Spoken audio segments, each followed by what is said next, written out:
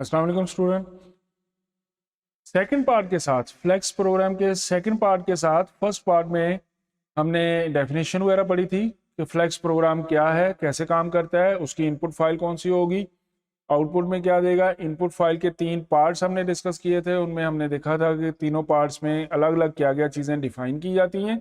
एक एग्जाम्पल को हमने डिस्कस किया था और फिर उस एग्जाम्पल को हमने प्रैक्टिकली भी करके देखा था। नोट पैड में हमने वो प्रोग्राम लिखा हुआ ड्रैग एंड ड्रॉप किया था हमने फ्लैक्स पर। हमारे पास एक फाइल जनरेट हो गई थी lex.yy.c के नाम की, उसको हमने रीनेम कर लिया था। स्टार्टिंग नेम कोई भी हम रख सकते हैं। मैंने .l वाली फाइल का नाम numeric.l था, तो उससे मिलता जुलता नाम रखा numeric.cpp। C++ क्यों रखा? क्यों हम आईओ स्ट्रीम इस्तेमाल कर रहे हैं, सी आउट इस्तेमाल कर रहे हैं, उसके लिए फाइल की एक्सटेंशन C++ होना ज़रूरी है। .c प्रोग्राम जो होते हैं वो आईओ स्ट्रीम को सपोर्ट नहीं करते। हमने वो फाइल उठाकर टर्बो सी के बिन के फोल्डर में कॉपी कर दी थी। यहाँ पर ये बिन का फोल्डर हमने ये टर्बो सी का बिन का फोल्डर है।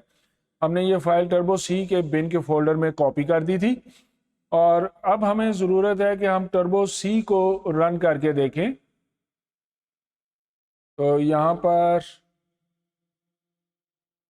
इसको डाउन करता हूँ और हम यहाँ से टर्बो सी को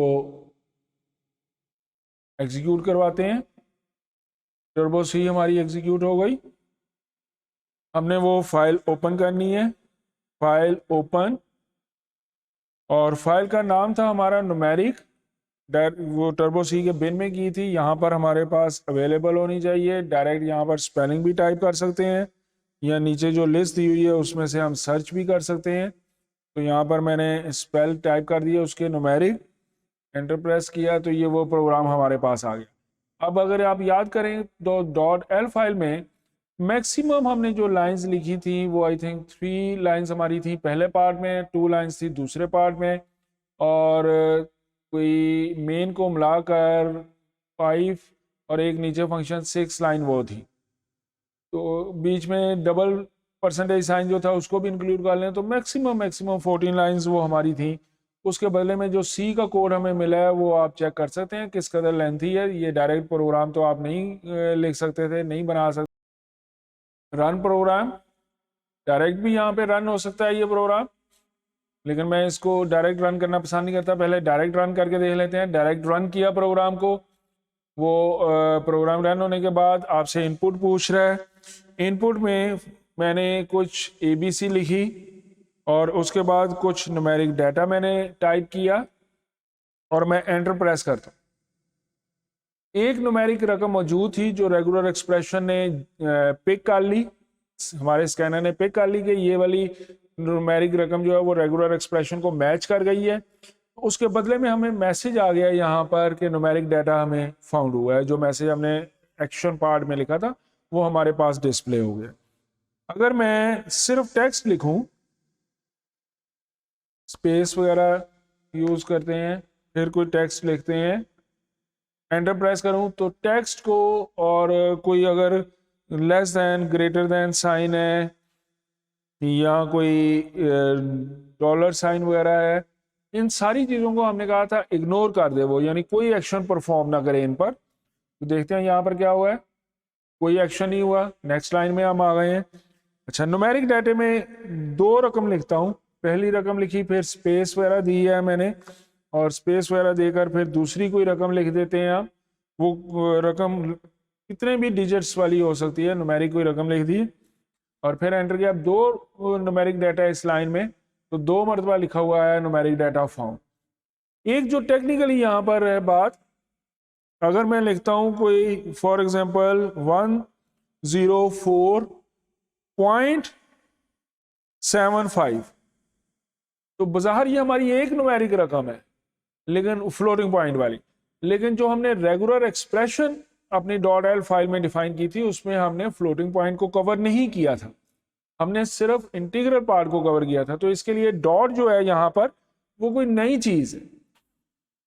उसके बदले में अब क्या होगा, अब ये होगा कि पहले न्यूमेरिक डाटे को हमारा स्कैनर अलग से एज ए न्यूमेरिक कंसिडर करेगा, फिर डॉट को इग्नोर कर देगा, फिर दूसरे पार्ट को अलग से न्यूमेरिक डाटा समझेगा। तो वो समझेगा ये दो न्यूमेरिक डाटा है, जैसे स्पेस दे दी थी हमने दरम्यान में, तो ये दरम्यान में कुछ और आ गया। तो चेक करें, दो मरतबा लिखा हुआ है। या ये है कि मैंने कोई न्यूमेरिक डाटा लिखा, दरम्यान में ABC वगैरह लिख दी, और फिर कोई न्यूमेरिक डाटा लिखा, स्पेस नहीं दी हुई मैंने।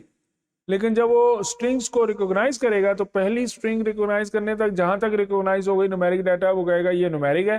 फिर ABC वगैरह जो अल्फाबेट लिखे हैं उनको इग्नोर कर देगा, और फिर उससे नेक्स्ट जो न्यूमेरिक डाटा मिलेगा उसको फिर मैसेज दे देगा कि ये न्यूमेरिक डाटा है। तो ये देखें दो मरतबा यहाँ पर हमारे पास आ गया कि न्यूमेरिक डाटा फॉर्म। अब लेकिन ये प्रोग्राम चलता जा रहा है, हमसे इनपुट मांग रहा है, दिखा रहा है न्यूमेरिक डाटा, इनपुट मांग रहा है, दिखा रहा है न्यूमेरिक डाटा। इसको खत्म कैसे करना है? तो फाइल एंड का सिंबल होता है Ctrl+Z।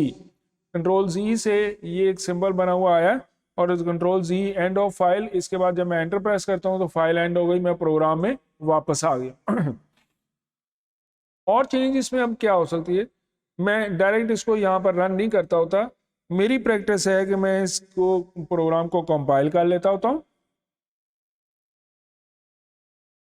कंपाइल करने से ऑब्जेक्ट फाइल हमारे पास बन जाती है, फिर उसको मेक फाइल बना लेता होता हूँ, यानी एक्जी फाइल उसकी जनरेट कर दे। अगरचे जब आपने रन किया एक्जी फाइल उस वक्त भी बन गई होगी, लेकिन मैं इन स्टेप्स के जरिए अलग से मैं रन नहीं करता, मैं कंपाइल और फिर मेक फाइल के जरिए अलग से उसको फाइल बनाता हूँ। ये हमारे पास फाइल बन गई। कहाँ बनी होगी? आपके पास ज़्यादातर वो बनती है बिन फोल्डर में, लेकिन मैंने यहाँ ऑप्शंस में सेटिंग्स की हुई है कि डायरेक्टरीज वगैरह में मैंने बताया हुआ है कि मेरी आउटपुट फाइल कहाँ पर हो। वो मेरी आउटपुट फाइल जो है वो temp.c फोल्डर में होती है। तो बहरहाल वहाँ पर जाने के लिए यहाँ फाइल मेन्यू में हमारे पास ऑप्शन होती है डॉस शेल। डॉस शेल पर आया हूँ, जंप किया है तो ये डॉस शेल हमारा एग्जीक्यूट हो गया। CLS की कमांड देंगे तो क्लियर स्क्रीन। अब मैं बिन फोल्डर में था तो ये बिन फोल्डर नजर आ रहा है, तो वापस कहीं और जाने के लिए \temp.c, मेरे पास वो temp.c फोल्डर में सेव हो रहा है।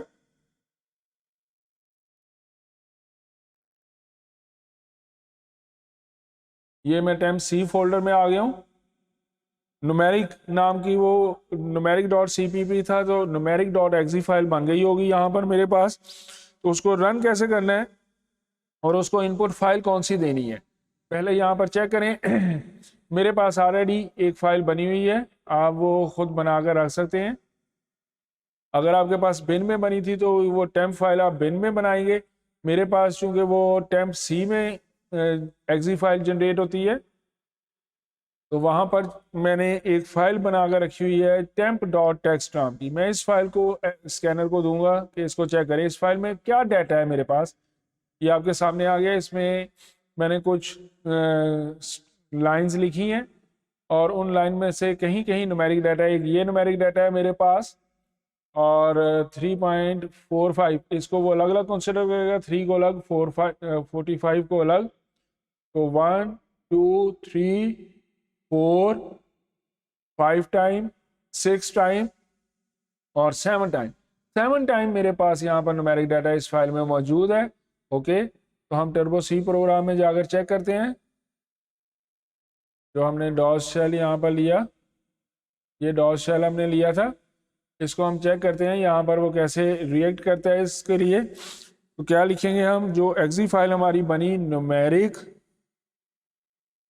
स्पेस देंगे, लेस देन का साइन, यानी इनपुट के तौर पर एक फाइल तुम्हें दी रही है, स्पेस देंगे, फाइल का नाम कंप्लीट लिखेंगे। कंप्लीट का मतलब एक्सटेंशन भी, temp.txt फाइल थी।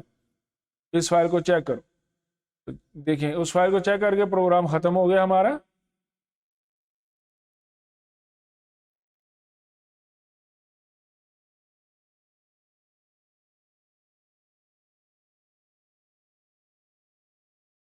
जी, ये हमारे पास फाइल थी। तो हमने कितनी मरतबा कहा था यहाँ पर, 1 2 3 4 5 6 7 7 टाइम हमारे पास होना चाहिए। तो यहाँ पर 1 2 3 4 5 6 7 7 टाइम हमारे पास ये मैसेज आ चुका हुआ है न्यूमेरिक डाटा का। तो हमने एक स्कैनर बनाया था, उसकी कोडिंग को दोबारा प्रीवियस वीडियो में चेक करें। हमने एक स्कैनर बनाया था जिसने न्यूमेरिक डाटा को रिकॉग्नाइज करना था, और जब न्यूमेरिक डाटा को वो रिकॉग्नाइज कर लेता है, फाइंड कर लेता है हमारा स्कैनर, कहीं से भी जिस फाइल को भी वो स्कैन कर रहा है उस फाइल में से जहां जहां से वो न्यूमेरिक डाटा को फाइंड कर लेता है, सर्च कर लेता है, तो वो हमें आउटपुट में बताता जाए कि ये न्यूमेरिक डाटा हम फाउंड हुआ है। एक्चुअल प्रोग्रामिंग में तो स्कैनर से हम कुछ और काम करवाते हैं। ये जस्ट एग्जांपल के तौर पर हमने बताया कि हमारा स्कैनर एक फाइल को स्कैन कर रहा है, स्कैन करके न्यूमेरिक डाटा को देखता है कहाँ कहाँ न्यूमेरिक डाटा है, जहाँ न्यूमेरिक डाटा मिलता है वो एक्शन में हमें बता देता है कि यहाँ पर उसको एक न्यूमेरिक डाटा मिला है।